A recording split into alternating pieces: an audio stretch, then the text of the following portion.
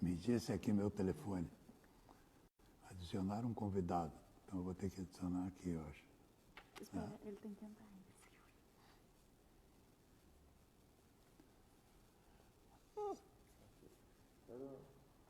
Um dos nossos convidados mais importantes, digamos assim. A gente está com a internet pior.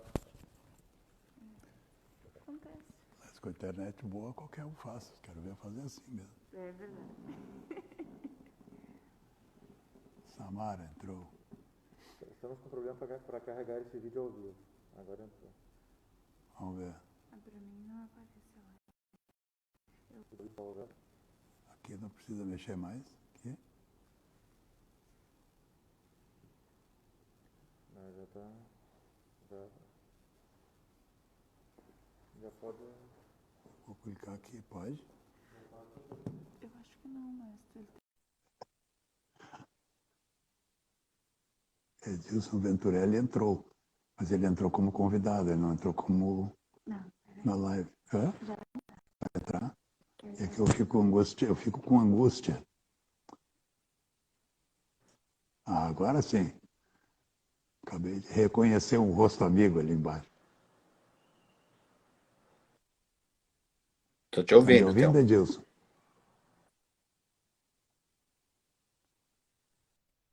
Ah, agora sim. Tá tudo certo. Os aparelhos eletrônicos têm rejeição comigo, sabe? O negócio não é fácil. Mas agora acho que está tudo certo.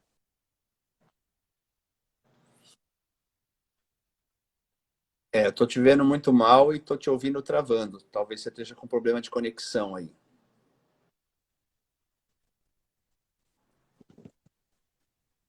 Eu não tenho muito como dizer, porque de ontem para hoje o meu local aqui de fazer as lives foi trocado em função das proibições da prefeitura, etc.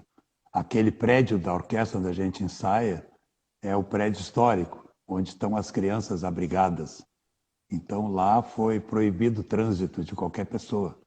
Nós tivemos que nos mudar para um outro local, onde aqui eu estou na minha internet do telefone. Eu não tenho um Wi-Fi poderoso como eu tinha. Então talvez dê umas trancadinhas, mas a gente acha que se vira para conversar. O que tu acha? Vamos seguindo.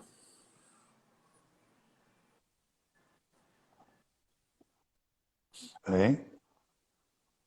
Bom, eu vou fazer uma introdução muito rápida aqui para quem é desavisado. Nós hoje vamos conversar com o maestro Edilson Venturelli, que é uma das peças do coração-pulmão de Heliópolis, do Instituto Bacarelli. E uma pessoa muito chegada conosco, muito querida, já esteve aqui em Porto Alegre para nos ajudar com a orquestra.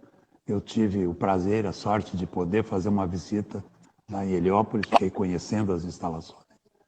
E nós vamos tomar conhecimento um pouco com a vida do Edilson. E eu vou pedir para começar essa conversa que tu dê uma pequena introdução sobre a tua vida, como é que tu encontraste a música, como é que a música te encontrou, o que te levou a ser músico, ser maestro, e, enfim, lá da tua infância, o que primeiramente te marcou Eu venho de uma em termos de família muito música? simples, muito humilde, mas que tinha a música no seu cerne desde o início. Meus pais se conheceram cantando em coral. Eu, desde pirralho, frequentava os ensaios. Aos 5 anos de idade, comecei a estudar piano. Aos 13 anos, eu ingressei no Coral Bacarelli, na coral profissional da época, né? E ali comecei meu mundo da música, né? Aos 16, 17 anos, eu já era maestro preparador do coral profissional do Bacarelli. E aí fui seguindo. Me aperfeiçoei no piano, estudei com a Yara Ferraz, concertista. Estudei violino com Dorisa Teixeira de Castro. Estudei minhas matérias teóricas todas com o professor Sérgio Vasconcelos Correia, compositor. Estudei regência coral com o maestro Bacarelli. Estudei regência orquestral com o maestro Sim. Roberto Tibiriçá, com o maestro Aira Levin. e com o maestro Isaac Karabichevsky, de quem eu sou assistente na Orquestra Sinfônica Heliópolis. Então, essa é a minha vida na música, né? Desde pequenininho.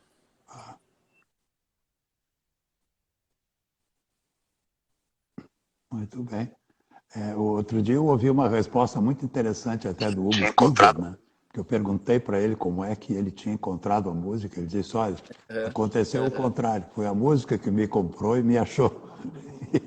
E no momento que a música me achou, eu não consegui mais viver livre, porque realmente é uma cachaça. Né? E nós temos uma felicidade ainda de poder conviver com o Karabichevsky. Né? Esse é um grande incentivo para todos nós. Né?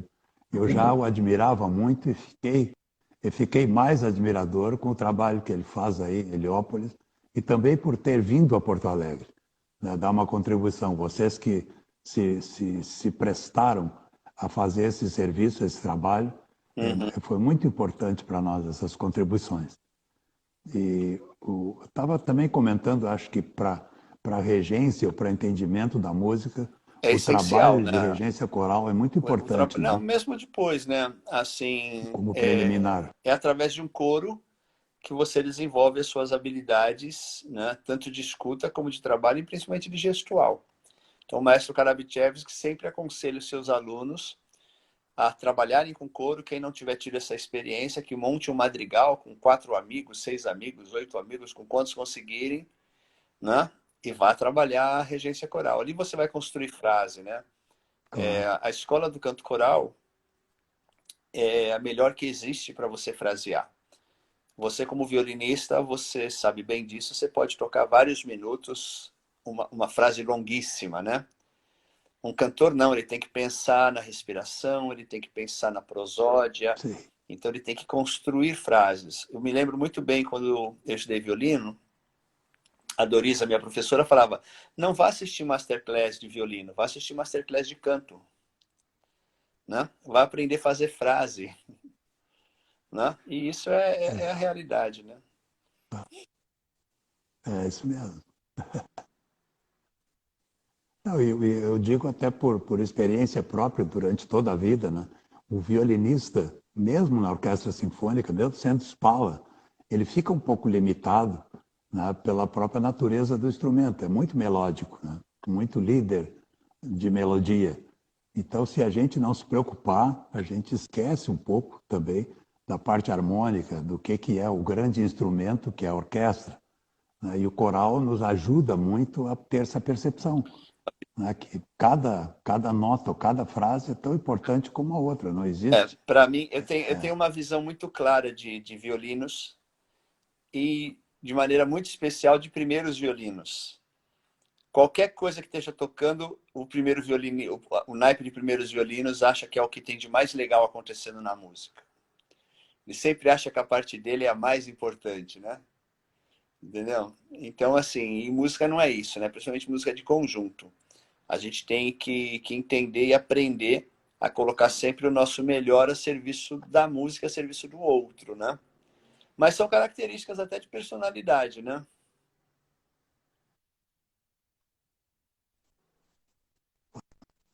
Existe uma história mitológica que eu vou contar mais para quem nos acompanha. É claro que a gente que é do meio conhece essa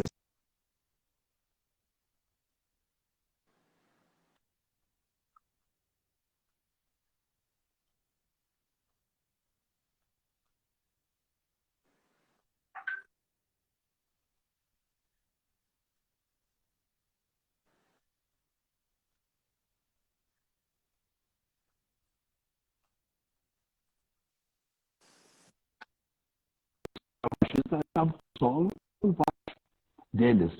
Né? E para os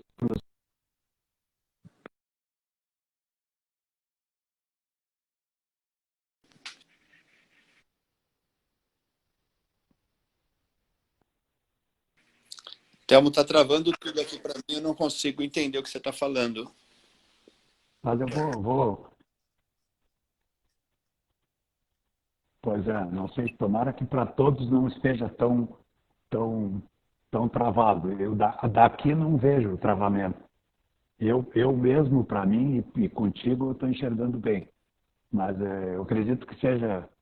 acho que toda a internet mundial está em crise um pouco, né? Por causa da ocupação dos horários e da sobrecarga, né? Que deve estar acontecendo.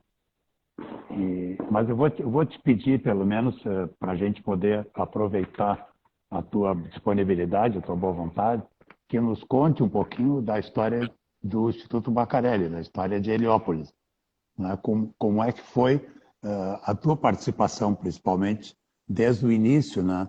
Eu conheço a história, mas acho que muita gente não conhece em detalhes como é que isso aconteceu, como é que esse milagre se Na tornou uma realidade, realidade tão o forte, né?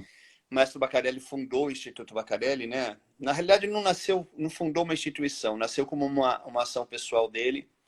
Em 1996, ele assistiu um grande incêndio na favela de Heliópolis pelas televisões e aquilo o sensibilizou, comoveu de forma muito forte e ele resolveu que ele tinha que fazer alguma coisa. Ele recebeu um chamado, na realidade, né? O Maestro Bacarelli, ele foi padre pela congregação do Sion, uma congregação francesa, e justamente ali na região do Ipiranga, onde fica Heliópolis. Então, o maestro sempre teve uma grande ligação com aquela comunidade, com aquela região. Ele resolveu fazer alguma coisa, pegou o carro, subiu a Estrada das Lágrimas, que é a grande avenida que corta ali a região de Heliópolis, e parou na primeira escola pública que ele encontrou. E eu digo que o projeto já nasceu abençoado, porque a primeira escola pública que você encontra em Heliópolis chama-se Gonzaguinha. Tem como patrono um grande músico da música popular brasileira. O maestro falou com a diretora, falou com a coordenadora pedagógica, que ele queria ensinar música para aquelas crianças. O pessoal não levou muito a sério a proposta dele, que falaram, poxa, ensinar música de orquestra, ensinar a criança de favela a tocar violino, isso não vai dar certo, né?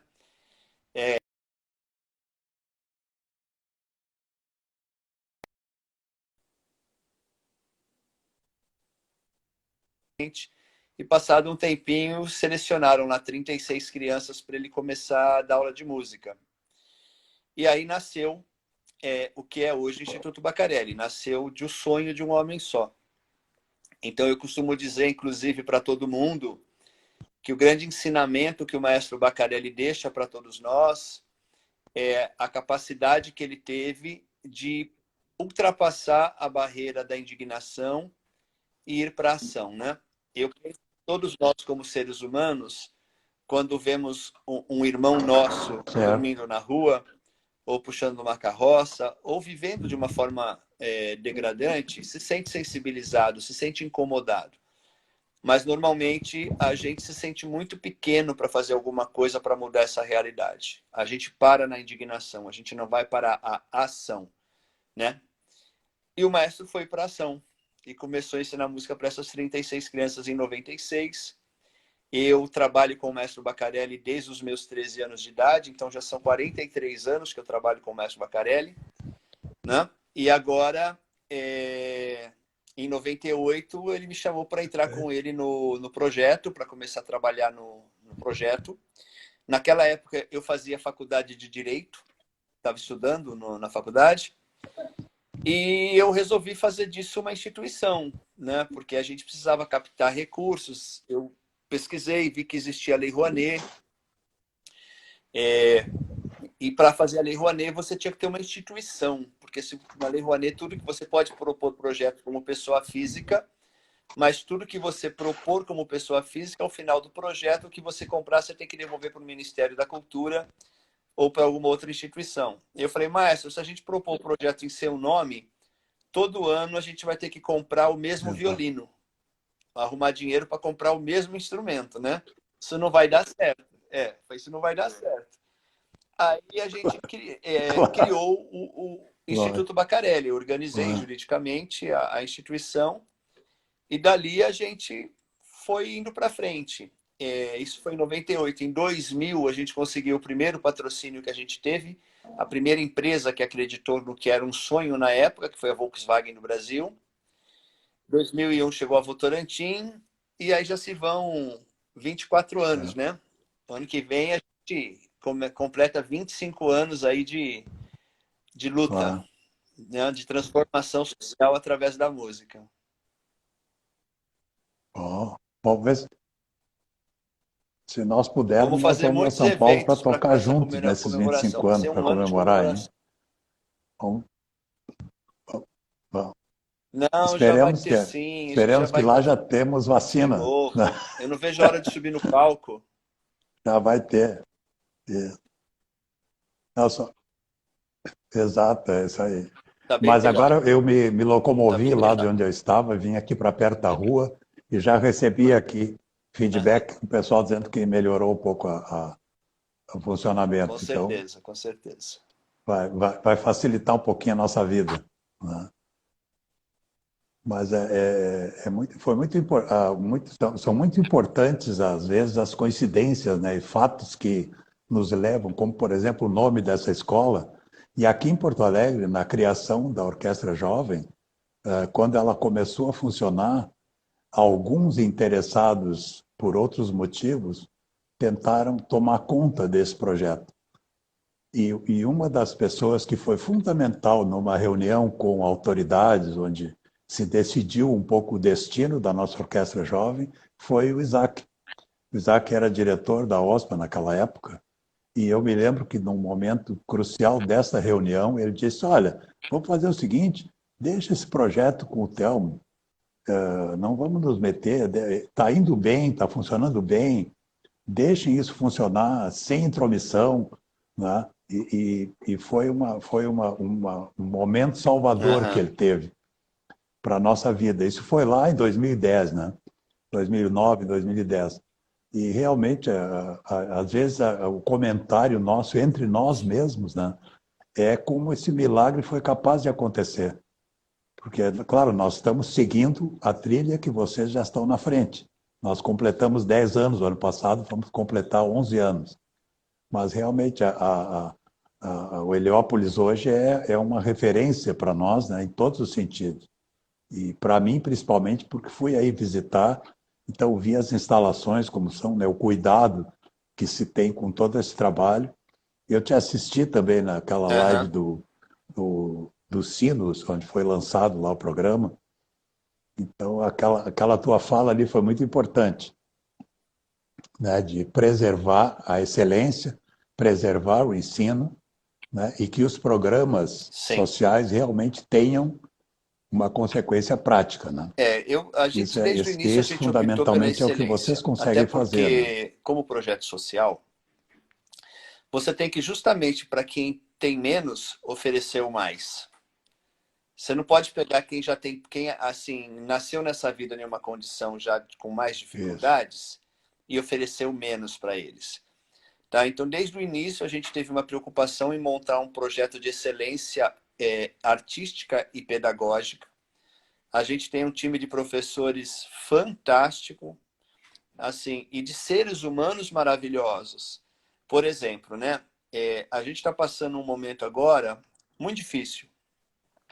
O Instituto Bacarelli é uma instituição privada, a gente não tem financiamento público, né? Então a gente vem vindo aí em 3, 4 anos de bastante luta. O Instituto hoje atende Sim. 1.300 crianças a partir dos 4 anos de idade. Tem 4 orquestras sinfônicas, 18 corais, 16 grupos de musicalização infantil. E assim, custa caro manter isso, né? Então a gente está num momento agora que eu não estou Eu imagino. conseguindo pagar os professores para darem aula, os professores individuais. Está com restrição de orçamento. Mas todos os professores estão dando aula sem cobrar. Aulas virtuais. Por quê? Porque assim, a gente tomou um cuidado durante todos esses É anos isso. em trazer para dentro do Instituto pessoas do bem. Excelentes professores, excelentes pedagogos, mas, acima de tudo, pessoas maravilhosas. Porque qualquer projeto social, antes de qualquer outra coisa, a gente lá, Claro. por exemplo, a gente não está lá para ensinar música. A música é a ferramenta que a gente tem para interferir na formação do caráter daquelas crianças, para ser assim algo positivo para elas. E o professor, na nossa opinião, tem que ser visto como um exemplo. Eu quero, no Instituto, profissionais muito bem-sucedidos nas suas carreiras. felizes com a sua profissão, realizados com o caminho que escolheram, para que eles possam justamente inspirar as nossas crianças. Para que uma criança olhe para ele e fale, pô, eu quero ser igual a você. Isso é a meta que a gente tem, né? Que a criança se espelhe no professor. O professor é o maior patrimônio que a humanidade tem. E muitas vezes uma carreira que não é bem reconhecida, né? Mas não existe ninguém, não existe nenhuma profissão que se forma, que se cria sem a presença do professor, né? O conteúdo, o conhecimento, ele é sempre transferido para as pessoas, para as gerações, através dos professores. Seja no banco escolar, seja dentro da tua casa. O teu pai é um professor. O teu filho é um professor. O teu aluno é um professor. O quanto a gente aprende com os nossos alunos, né? Nós, como maestros, assim, né? O quanto a gente aprende com cada músico essa é uma que está ali grande com a verdade. gente. O quanto você aprende com cada criança. Os ensinamentos que a gente recebe, as lições de vida que a gente recebe, são fantásticos. Então, assim, o professor é uma figura fundamental. E, para não ser diferente, no Instituto Bacarelli, a gente teve a preocupação de, desde o início, ter excelentes profissionais ao nosso lado, sendo professores da nossa garotada.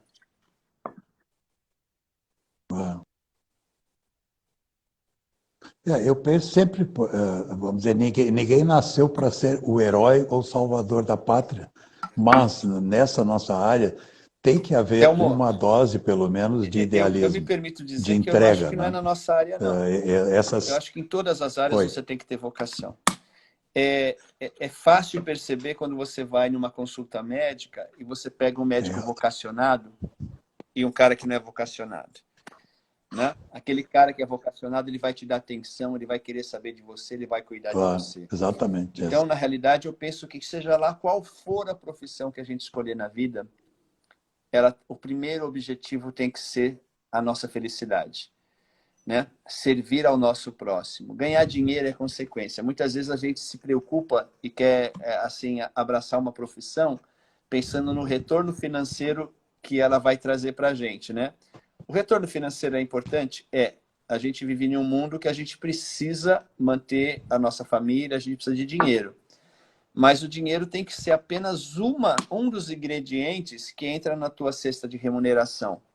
Né? O que adianta você trabalhar em um lugar que você ganha uma grana boa, mas que você levanta da cama de manhã e fala, nossa, vou ter que trabalhar. Que chato. Né? Isso é uma coisa que eu costumo comentar sempre, né? E na minha vida eu tenho raríssimas lembranças de um dia que eu tenha saído de casa para ir trabalhar. Eu nunca pensei em ir trabalhar. Eu saía de casa para tocar a tal sinfonia do Beethoven, ou tocar um quarteto, ou ir para um festival de música, ou atender alguém, mas nunca me deu essa impressão, né, de trabalho. É claro que existe na nossa profissão um lado sacrificado, tem que abrir mão de muita coisa para trabalhar o seu instrumento, analisar partituras e tudo isso. Mas a Eu diria assim compensação é para fazer a aquilo que se garotada, ama, para né? essa jovem Se do Rio gosta Grande de do Sul que fazer. está assistindo a gente aqui, para pensar bem no caminho que está escolhendo para sua vida. Porque a música não é droga, mas ela vicia. O palco vicia. E a gente está escolhendo uma profissão, eu já escolhi faz tempo, né? Mas vocês estão escolhendo uma profissão que vai te obrigar a estudar a vida inteira. Não dá para parar de estudar em nenhum momento. Por outro lado, você está escolhendo uma profissão maravilhosa. Assim, você consegue imaginar quantas pessoas devem trabalhar durante a semana sem ganhar um bom dia? Meses sem ganhar um obrigado? E talvez quantas pessoas vão trabalhar uma vida inteira sem ganhar um parabéns? A gente não, né? A gente estuda muito. Ao contrário do que muita gente pensa, né? Acham que a gente vive de boa. A gente estuda muito. Mas cada vez que a gente sobe no palco, as pessoas te aplaudem. Elas reconhecem o seu esforço, elas reconhecem a tua entrega. Então, isso é muito legal. É um super privilégio que a gente tem poder ser músico, poder ser artista. poder, através da nossa arte, melhorar a vida das pessoas. O grande objetivo de todos nós, eu penso, quando a gente sobe no palco, é fazer com que as pessoas que saíram das suas casas e foram até o teatro nos assistir, voltem para os seus lares melhor do que entraram. Mais felizes, né? Mais leves, com uma paz interior maior. Isso é o nosso objetivo. E a nossa arte permite fazer isso. É fantástico, assim. Só que é aquilo que eu falei. Vai estudar a vida inteira, não tem sábado, não tem domingo, não tem de noite. Eu lembro, Thelma, no começo do projeto, um dia um aluno chegou para mim e falou, maestro, a gente não podia tocar durante a semana, durante o dia, porque a gente só toca de noite e de fim de semana. Eu falei, então, você está escolhendo uma profissão que trabalha justamente quando os outros estão descansando, né? A gente vai para o palco para as pessoas nos assistirem. Então, tem que ser no horário alternativo, né? Então, galera, vocês vão trabalhar a vida inteira. O concerto do domingo de manhã é um exemplo bem prático, né? Vão trabalhar de segunda a segunda, para a gente não tem sábado, domingo, né? Todo dia é segunda-feira. Só que, por outro lado, é tão gostoso subir em um palco e ser aplaudido. Assim. E pensar, né? Estão aplaudindo a você e a música. Principalmente a música. Nós somos servos da música. É para ela que a gente existe.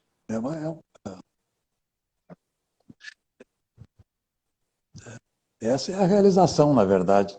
Deixa eu te comentar um assunto que eu acompanho muito de perto, via Face, todos os acontecimentos de vocês. Nós completamos um ciclo no final do ano passado, que foi o nosso primeiro aluno formado na Universidade Federal. O nosso primeiro contrabaixo, o Ezequiel de Paula, se formou, conseguiu completar o curso e ele é dos antigos, que começou conosco. E eu acompanho a turma de vocês e vejo que vocês têm um ciclo bem mais longo, né? E tem gente por todas as partes do Brasil e alunos indo para a Europa estudar, conseguindo essa façanha. É uma então, realidade como é que está essa situação? bem Isso forte. é uma realidade, né? Tem alunos nos Estados Unidos, França, Itália, Suíça, Tchecoslováquia, Romênia. A gente tem muita gente fora e a gente estimula muito isso acontecer. A gente durante esse período aqui de recolhimento, a gente criou uma série chamada Conexão Heliópolis, onde a gente conseguiu trazer músicos do mundo inteiro para darem aula virtual. A gente parou e pensou, pô, todos os teatros estão parados, todas as orquestras estão fechadas. Certo. Né? Que tal a gente perguntar para um professor lá de fora se ele não quer dar uma aula para nós aqui? E como o Instituto tem 76 professores hoje, né? A sua grande maioria formada fora do país. Então, muitos começaram a ativar os seus contatos e a gente conseguiu. Um professor que já deu 4 aulas para nós é um grande violinista, um dos principais violistas do mundo hoje, que é o Mark Sabá. Na primeira aula, o Mark Sabá gostou de uma aluna nossa. Sim. Ela é aluna do professor Gabriel Marim, né? Que é um excelente professor e maravilhoso violista brasileiro. Aí, é uma negra, Não Paloma. é aquela primeira violista que me chamou a atenção quando eu assisti? O Mark pediu para o Gabriel eu acho que ela me chamou a atenção assistindo a orquestra. Deu. Aí o Mark pediu para dar uma outra masterclass para nós. Aí ele falou, eu quero que a Paloma toque de novo. Legal. Resultado, o cara convidou ela para ser aluna dele no Conservatório da Bélgica. Né? Ela já está aprovada, está com carta de recomendação, com tudo. Só está trabalhando agora, buscando a grana que precisa para viajar, né? Mas, assim, é mais uma que está indo embora. E está indo para um conservatório que no final do ano passado, uma violoncelista nossa também já foi para lá estudar na Bélgica, em Mons. Né? Então, isso é algo que a gente sempre tem que estimular. E isso, garotada, é uma coisa que a gente tem que estar sempre pronto. A gente nunca sabe quando a vida vai oferecer uma oportunidade para a gente. Então, a gente tem que estar sempre pronto. O que é estar sempre pronto? É estudar muito. Exatamente. Né? Eu costumo dizer o seguinte, eu não sei como é Porto Alegre, mas aqui em São Paulo, de Claro. domingo, o pessoal, o transporte público diminui, né? Tem menos ônibus na rua. Quem aí já passou por uma experiência de estar atrasado Sim. e a hora que está chegando perto do ponto de ônibus, o ônibus passa e vai embora, não dá tempo de você entrar. Eu falo que isso é a vida, são as oportunidades que a vida tem. Então, assim, você está chegando, mas você não está no ponto de ônibus. Exato. O ônibus passou, você não entrou. E se for de domingo, vai demorar muito mais ainda para aparecer o próximo ônibus. Então, a gente tem que estar o tempo inteiro pronto. O que é Exato. estar pronto? Aqui nós temos Estuda, um. fica pronto. A hora que a vida abrir uma porta para você, você Aqui, entra. a- é, aqui no sul nós temos um ditado que É, dizer quando o cavalo passar encilhado, tem que estar pronto para montar. Se não é, tiver para montar, ou seja, a parábola das 10 virgens também, né? Que diz exatamente isso. Bom, quem tem que manter a candeia acesa, né? Nós temos que estar sempre prontos para enfrentar o desafio e confiar na nossa capacidade. Mas aqui vem uma pergunta agora que eu sei a resposta para meu governo, mas acho que é importante, porque é a gurizada que está fazendo essa pergunta. O que tu considerarias, por exemplo, entre o dom, entre o talento e entre o esforço? O que é mais importante? O que faz mais diferença, né? Se é o esforço pessoal, a eu dedicação, tenho ou se é o certeza talento, a de que é o facilidade. esforço. O talento, ele ajuda o esforçado, mas ele atrapalha o preguiçoso, né? Com o talento, você consegue, em um primeiro momento, até se destacar, mas sem esforço, você não vai embora. E eu falo assim de mim mesmo. Eu comecei a estudar piano com 5 anos. Eu era muito talentoso. Era muito fácil para eu tocar piano. Resultado, eu não estudava, né? Eu chegava na aula e tocava, ponto. Que legal. Os Ah, primeiros anos foram maravilhosos, né? Mas chegou um momento que toda aquela falta de esforço minha lá de trás se mostrou, né? Então, assim, eu acredito muito mais no sucesso de pessoas poxa. disciplinadas e estudiosas, esforçadas, do que em talentosos. Qual é a diferença só da questão do talento? O talento existe e ele é legal. Então, se você é esforçado, disciplinado, estuda pra caramba e, além de tudo, é talentoso, você vai andar um pouco mais rápido. Mas o esforçado vai chegar no mesmo lugar que você ou ainda mais longe. Então, para mim, não tenho dúvida em dizer, eu prefiro uma pessoa esforçada do que um talentoso.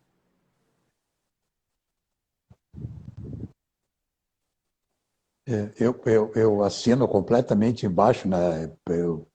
Pela experiência a gente aprende isso, mas eu acredito que na minha vida, uma das coisas que me ajudou muito no meu condicionamento foi que eu cheguei em Viena para estudar muito jovem, eu tinha 16 anos, e eu enfrentei lá a concorrência dos orientais.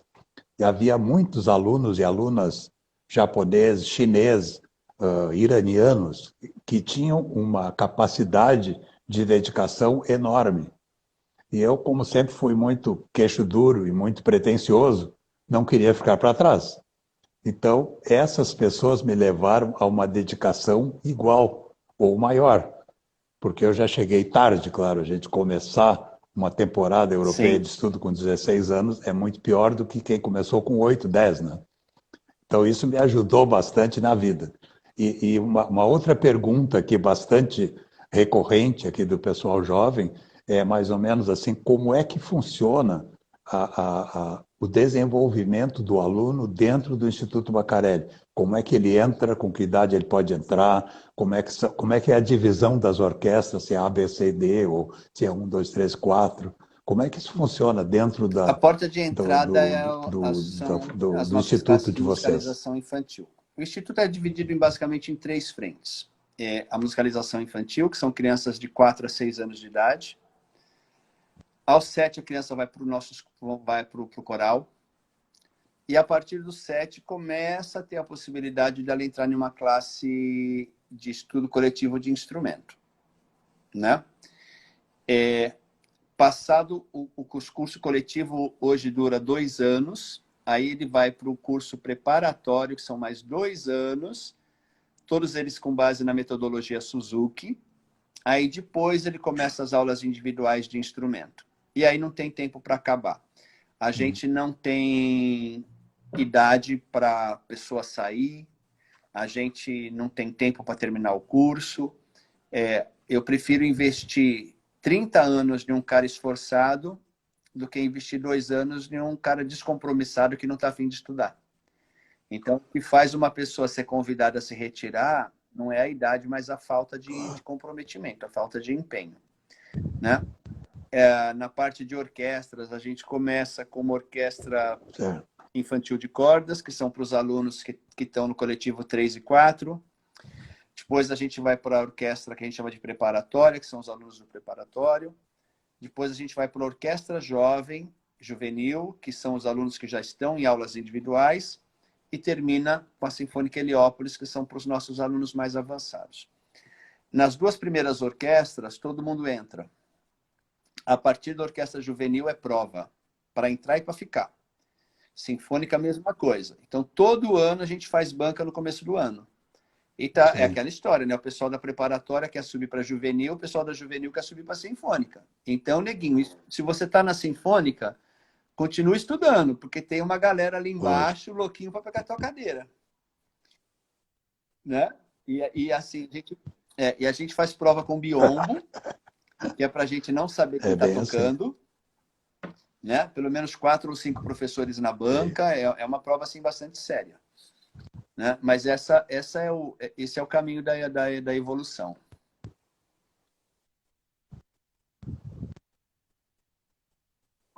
Esse é o caminho aconselhável, né? O caminho natural.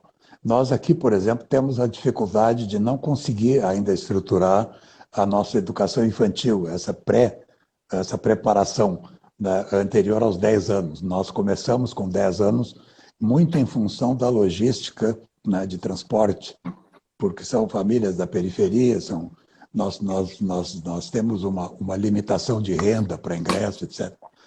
Então, a gente tem uma certa dificuldade em conseguir estruturar a chegada dessa criança, que para mim também é fundamental. Hoje, até com menos idade, né, com o menor possível, a gente já começa a deixar eles brincar de música, brincar com instrumento, brincar com a música em si, né? Isso é muito cativante.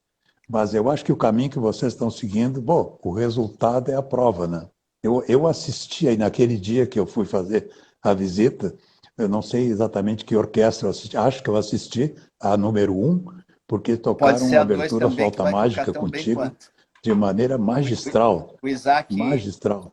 O Isaac regeu há 2 anos atrás. Mas olha, foi espetacular. Eu fiquei... Né? 2, 3 anos atrás. E eu achei fantástico, porque ele olhou para mim e falou, filho, não tem diferença de uma orquestra para outra.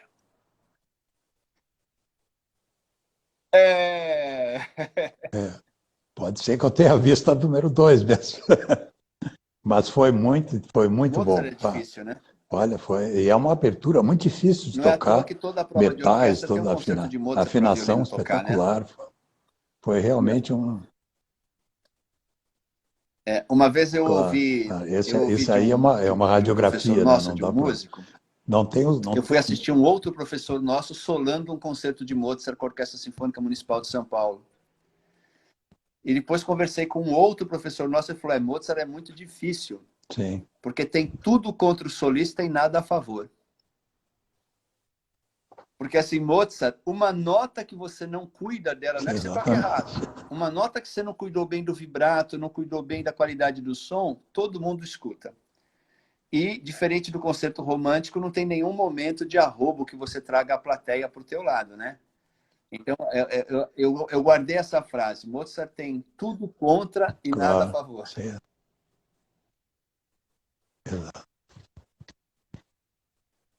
Exato. A obra que, para mim, sempre foi o grande desafio né, que é o passo seguinte, é o concerto de Beethoven para violino, Os que é o violinistas Mozart piorado um os pouquinho mais. violinistas sempre me Também é dizem uma que é o cruz, né? concerto A mais gente difícil fica da descoberto literatura, né? completamente. Já começa com as oitavas, né, Thelmo? É, Entendeu? realmente é. Claro, claro. Eu tive uma experiência muito particular com o Concerto de Beethoven. Há muito tempo atrás, na época que o Benito estava com a Orquestra de Campinas, eu ia muito seguido lá tocar como solista. E um dos concertos que eu fui programado para tocar foi Beethoven. Eu me lembro que eu estava no camarim e o Benito veio me encontrar. Eu ia tocar até com um regente jovem, eu não vou lembrar o nome dele, era um regente jovem. E o Benito veio me encontrar e disse: Olha, eu resolvi te dar um aviso para tu não levar uma surpresa. Na plateia, na terceira fila, está o Eleazar com toda a família, que vieram te escutar.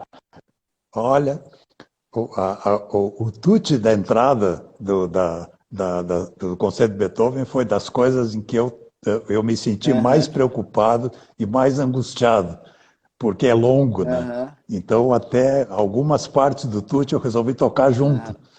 sabe? Para dizer, pô, eu vou tentar aliviar essa pressão, né? Mas é um concerto muito, muito delicado, muito arriscado para se tocar, né? Mas, claro, a música é muito mais forte, né? Isso é uma coisa, a gente poder ter feito isso na vida, eu me sinto muito bem, né? E a melhor coisa que me aconteceu na vida foi estar terminando a minha carreira, minhas coisas, fazendo um projeto como esse, né? De ajudar os jovens, ensinar e lutar muito pela excelência, né? Claro que a gente tem nossos problemas, essa pandemia que aconteceu prejudicou a todos, tá? Né? Até iria te perguntar, por exemplo, qual é uma outra pergunta que apareceu aqui muito, é como é que tu encaras o desenvolvimento agora, no ano que vem, por exemplo, ah, do meio musical, o que que a gente pode Eu esperar participo dessa do Fórum barbaridade Brasileiro toda que de está Ópera, acontecendo, né? Música, Ópera, Dança e Música de Concerto. Fica aqui até um convite para todo mundo, quem ainda não se filiou a esse fórum, procura na internet Fórum Brasileiro de Ópera, Dança e Música de Concerto, se filia, é um fórum muito legal. A gente está com mais de 1.000 e poucas pessoas inscritas. Eu faço parte da direção executiva do fórum e sou coordenador do GT de governança do fórum. E a gente conversa muito lá sobre isso, né? O cenário, ele é um tanto quanto Claro, imprevisível, né? O mundo inteiro está aprendendo ainda o que é o Covid. A gente viu ontem, por exemplo, a Finlândia, que estava há mais de 100 dias sem nenhum caso, registrar sim. caso de novo. Então, assim, eu não consigo fazer uma previsão do que vai ser seguramente lá na frente. Eu não sei quando a gente volta para o palco com plateia, né? Eu não sei. Mas eu sei dizer o seguinte, Claro, as pessoas com esse isolamento social, eu acho que finalmente estão tendo a oportunidade de perceber o quanto a cultura, o quanto a arte são importantes nas nossas vidas. Você está isolado em casa, a maioria das pessoas, como é que está fazendo para passar isolamento? Vendo um bom filme, lendo um bom livro, tendo uma boa conversa e ouvindo música, seja ela clássica, popular. Então, eu acho que as pessoas estão percebendo o quanto a cultura faz sim, diferença na vida do ser humano. Então, eu tenho certeza de que a gente tem um futuro muito promissor pela frente. Eu penso que a gente tá ganhando com essa pandemia. A gente não está perdendo, não, né? Só que eu não sei quando é que volta a maré boa. Uma vez um grande empresário brasileiro, um dos maiores brasileiros que eu tive o privilégio de conhecer, Dr. Antônio Hermílio de Moraes, né, fundador, dono do Grupo Votorantim, a gente conversando, ele me deu uma grande aula.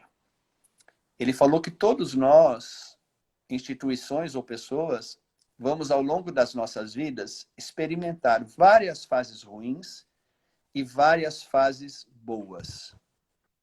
Quem é que vai se dar melhor na vida? Aquele que souber aproveitar a fase ruim para se reinventar, para se reestruturar, para que na hora que chegue uma fase boa, ele esteja prontinho para aproveitá-la. Né? Chegou uma onda grande, você vai surfar. Pega a garotada que está estudando aí. vocês estão tendo a oportunidade agora de ficar em casa, por enquanto, sem ensaio de orquestra. Vocês estão tendo a oportunidade de estudar muito e resolver um montão de problema que você gostaria de ter resolvido, técnico, por exemplo, e não conseguiu, porque você não tinha tempo. Né? A gente sabe que tem duas situações que são distintas, o estudar e o tocar. E muitas vezes o tocar em orquestra te atrapalha na parte do estudo. Digamos assim, você está precisando rever uma questão técnica, mudar uma postura de arco, de pegada de mão direita, de mão esquerda, seja lá do que for, né? Então você vai, você já tem algo mecanizado. Aí você fica trabalhando. A hora que você vai para a orquestra, você vai fazer música, você esquece daquilo. Então é um ir e voltar. A gente está tendo a oportunidade de ficar em casa, de se reciclar. Você tinha 3 horas para estudar, agora você tem 24. Então, olha que oportunidade linda a gente está tendo. Eu queria até aproveitar, Thelma, para fazer um comentário, porque eu vi que ela está aqui. Mas eu fiquei bastante impressionado com uma aluna de vocês, uma fagotista.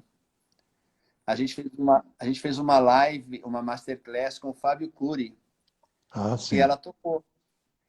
Tocou muito bem, né? Ela está aqui, eu estou vendo. É Sofia, se eu não me engano, né? Ela tocou muito bem. Depois ela me contou que só faz 11 meses que ela está estudando. Então, Sofia, né? Se você continuar como você está estudando, amor, a vida está garantida. Em pouquinho tempo você vai estar tocando super bem e vai estar profissionalizada. Então, assim, você... Mas ela tem duas coisas muito importantes. A primeira delas é uma formação, justamente no projeto que trabalha música desde o início, né, desde criança pequena, onde faz coral, faz flauta doce, faz uma musicalização séria, né, que é o projeto Prelúdio aqui em Porto Alegre. É uma extensão, de uma certa maneira, da Universidade Federal. E ela depois encontrou pela frente o nosso professor de fagote, que é o Adilson, que é também uma pessoa que se entrega, que se doa muito.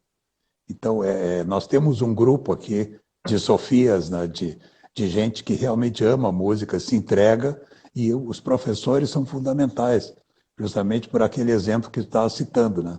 O exemplo do professor, a entrega do professor, traz o aluno para dentro da música e vice-versa, né? O aprendizado nosso com o ensino é brutal. O aluno é que nos ensina quase tudo, né? A gente vai analisando a reação de cada um deles, só digo mas uma a coisa, Sofia é um Thelma e caso que Carla. chama a atenção de cara mesmo. Eu já estou olhando a Sofia. Sofia, o dia que você resolver vir para São Paulo, o Instituto Bacarelli está aberto para você vir estudar, tá, amor?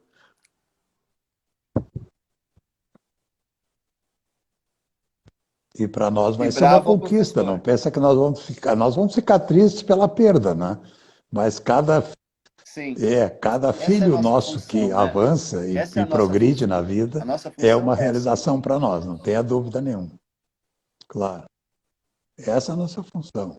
Se a gente constrói um rapaz ou uma menina que vá para a Europa e fique lá e resolva construir a sua vida lá, é uma grande vitória. Tem um de vocês com a gente, o Davi, né? Sente porque vai ser um ótimo músico que nos deixou, né? O Davi, exatamente. Esse é um exemplo de dedicação. Davi, só que o Davi já foi numa outra fase, ele fez duas ou três provas para entrar. E eu me divirto com o Davi, né? Eu me divirto com o Davi, porque ele é um cara, assim, que, com muita vontade de fazer tudo, né? Né? Persistente. Né? E a prova dele ter feito 2, 3 provas é isso mesmo, né? Ele não desistiu então, assim, da conquista que ele colocou como meta para ele. Sul, excelente escola de cordas e excelentes professores de todos os instrumentos. E, galerinha, bota uma coisa na cabeça. O professor só te orienta. Quem trilha o caminho é você. O professor pode te passar as melhores orientações, mas ele não pode fazer o básico, que é estudar por você. Né? Então, assim, perguntam para mim, né, muitas vezes, maestro, quanto tempo demora para aprender, para tocar bem um instrumento? Eu falo, depende. Quanto tempo demora para você chegar daqui na cozinha? Depende, eu posso ir engatinhando, eu posso ir me arrastando, eu posso ir andando ou eu posso ir correndo. Isso para mim é quanto você estuda. Eu posso estudar nada, eu posso estudar um pouquinho, posso estudar mais ou menos e posso estudar muito. Esse é o tempo que eu vou demorar para chegar na cozinha. Quem vai correndo chega antes de quem vai engatinhando, né, gente? Então, isso é o quanto você estuda. E isso o professor não pode fazer por você.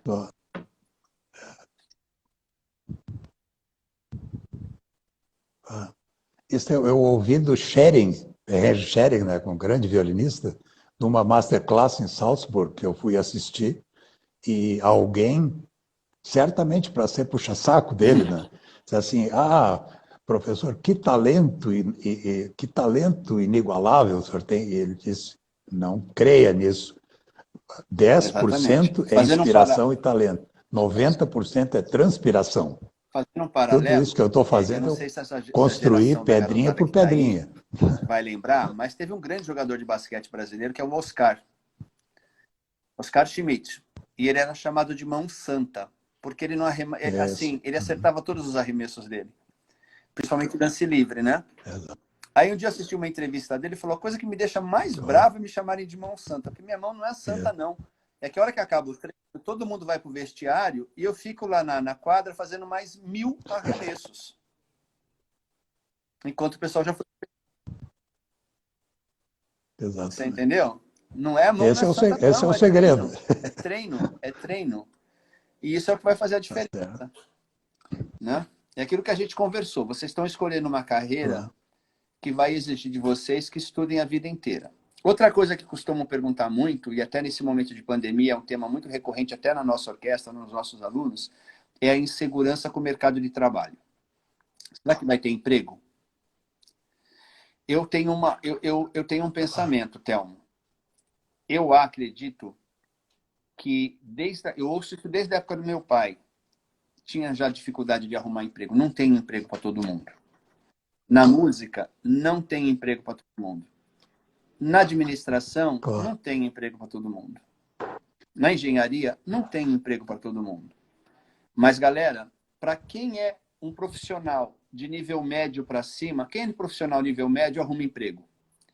Quem é excelente, independente da carreira, qualquer que seja a sua profissão, a sua carreira, se você for excelente, você escolhe onde você trabalha. Você não fica um dia desempregado. Agora, se você for profissional abaixo da média, aí você talvez tenha dificuldade de arrumar emprego. Exatamente. Então, assim, não fica com medo de estudar o que quer que seja música, ou seja lá o que te faz feliz. Né? Se esforça, estuda muito, se dedica, seja um bom profissional tecnicamente e com atitudes positivas. Meu, você vai escolher onde você trabalha. O sucesso é consequência disso. Exatamente. Isso aí. Edilson Venturelli, eu vou te agradecer demais por essa mensagem, por essa conversa que nós tivemos. Eu tenho certeza que ajudou muitos dos nossos alunos que estavam participando, também outros que conhecem menos de perto o nosso meio musical, a nossa vida, né? O que isso significa para nós. E eu tenho aqui a nossa primeira trompete, a Franciele, que está me ajudando aqui e me assessora um pouco, ela está me avisando que nós estamos com o tempo praticamente esgotado.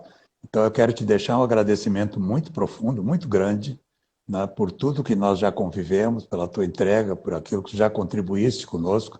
Certamente nós vamos nos ajudar em tudo aquilo que for possível e quero te deixar o final do tempo para deixares uma mensagem final da tua parte.